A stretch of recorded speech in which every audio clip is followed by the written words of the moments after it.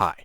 About a month ago, the Grand Tour released their last episode with Clarkson, Hammond and May as hosts. Now, according to Richard Hammond, the show will continue with new presenters, and according to Jeremy Clarkson, he suggested to Amazon that they bring on young people who know their cars. So I thought, hey, that sounds like me. Hosting a show like the Grand Tour is, of course, an enormous childhood dream of mine, of insane proportions, and since I might now have a tiny little chance of achieving this dream, I want to go for it. So I'm going to be making one video every week, primarily about cars or reviewing cars, until the producers, or really anyone who works on the Grand Tour, notice me. Even if they say they don't want me to present the show, I don't care. I just want to try. First up, a bit about me. I'm 19 years old, at least at the time of posting this. I love cars more than breathing air, and have done so since I was about maybe 2 years old. I live in Australia, and I'm currently studying mechanical engineering. I do currently own a car, so for the pilot episode, I'll do a little review on it.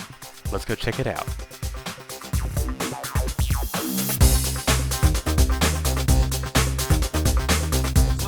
Here it is, my 2001 Citroen Zara VTS with the best engine, which makes 167 horsepower. It's got some sort of sports muffler from redback exhausts and some new fuel injectors, which I think are a bit bigger because at the moment it is running rich. But other than that, it's just as it is as it left the factory in 2001, for better or for worse.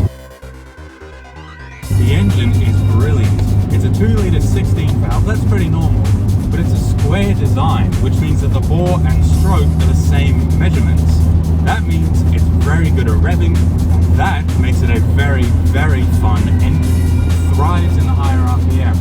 It revs very quickly, it's very responsive, all the power is up near the top end. It's what you want in a light car like this. You want an engine that's going to make you enjoy the experience a lot more, not just something to, put power on the road and that's about it. Bear in mind though, it isn't really a light car.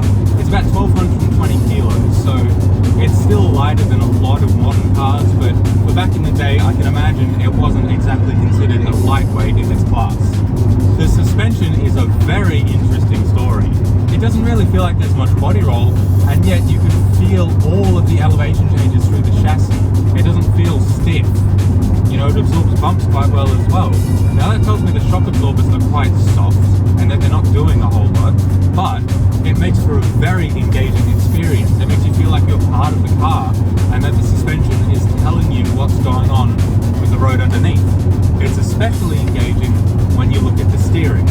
It is hydraulic power steering and it is quite light, but it doesn't feel overly easy to turn the wheel, and what's more, it definitely gives you a great amount of feedback through the wheel. More importantly though, it's insanely sharp and responsive, or at least for the kind of car that this is, and it just improves the experience dramatically. It's so responsive.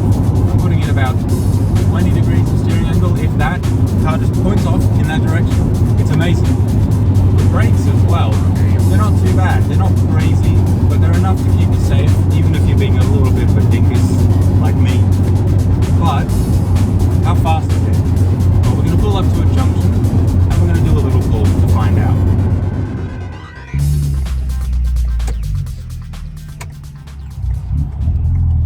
Here we go. This is going to be to 100 k's an hour.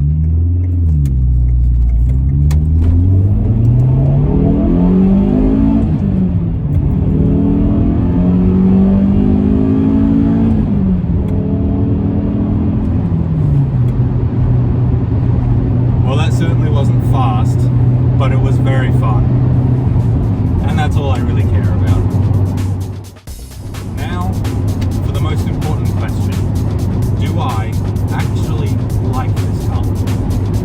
Absolutely, I love this car in fact, and you know what, I don't even think I'm ever going to sell it, ever. I really do love this car.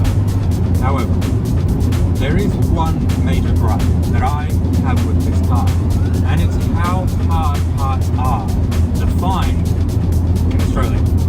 Obviously that's not its fault, but it is especially annoying given the problems that it currently has. But let's be real, nothing's perfect.